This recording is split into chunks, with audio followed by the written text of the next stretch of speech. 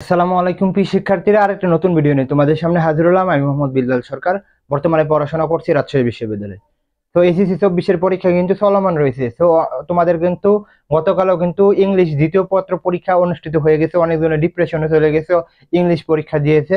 তো তোমাদের পরীক্ষা যাদের খারাপ হচ্ছে বা এসএসসি পরীক্ষা চলাকালীন তোমাদের কি করণীয় বা তোমরা কিভাবে পরীক্ষা খারাপ হলে আবার ঘুরে দাঁড়াতে পারো সে বিষয়ে কিন্তু কথা বলার চেষ্টা করব।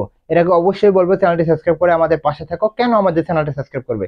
এখানে কিন্তু এসএসসি প্লাস এডমিশনের সকল আপডেট, গাইডলাইন, সকল কিছু কিন্তু তোমরা পেয়ে যাবে। সো তোমাদের যদি বলি এসএসসি পরীক্ষা খারাপ হলে, অর্থাৎ পরীক্ষা খারাপ হচ্ছে, তো তোমরা এখন কি করবে? দেখো, পরীক্ষা কিন্তু তোমাদের মোটামুটি 4টা পরীক্ষা হয়ে গেছে, অর্থাৎ বাংলা 2টা, ইংলিশ 2টা, তাই না?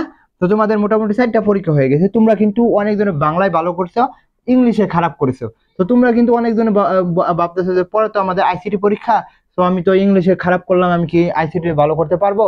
তোমাদের বলতেছে তোমরা এগুলো না ভেবে, অর্থাৎ অতীতকে ভুলে যাও। এক নম্বর কথা হচ্ছে কি, অতীতকে ভুলে যাও। অর্থাৎ তোমাদের ইংলিশ পরীক্ষা খারাপ হয়েছে, বাদ যেগুলো হয়েছে সেটা হয়ে গেছে, সেগুলো নিয়ে ভাবলে হবে না। তোমাদের এগুলো পরীক্ষার পরেও কিন্তু আরো তোমাদের 7 থেকে 8টা পরীক্ষা রয়েছে। তো তুমি 7 থেকে 8টা পরীক্ষার মধ্যে যেটা করতে পারবে, তো তুমি কি এখানে A+ তোলার সর্বোচ্চ চেষ্টা করো। যদি তুমি এখানে A+ তোলার সর্বোচ্চ চেষ্টা করতে পারো, তাহলে দেখবে তুমি ভালো একটা রেজাল্ট করতে পারবে। অর্থাৎ তুমি যদি এখন ভাবো যে আমার ইংলিশ পরীক্ষা খারাপ হয়ে গেছে, আমার দ্বারা আর হবে না, আমি আর কিছু করতে পারবো না, ভাই, এরকম যদি ভাবো, তুমি এসএসসি পরীক্ষা খারাপ করবে এবং এসএসসি পরীক্ষার রেজাল্টের জন্য কিন্তু তোমার এডমিশন কিন্তু খারাপ হয়ে যাবে। অর্থাৎ তুমি এডমিশনও কিন্তু পারবে না।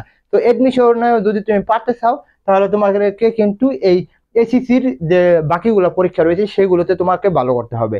যদি ভালো করতে পারো তাহলে কিন্তু তোমার জন্য মানে সুযোগ আসবে সামনে। তো তুমি যদি এই ইংলিশ পরীক্ষা নিয়ে না ভাবো, তাহলে কিন্তু তোমার ভালো হবে।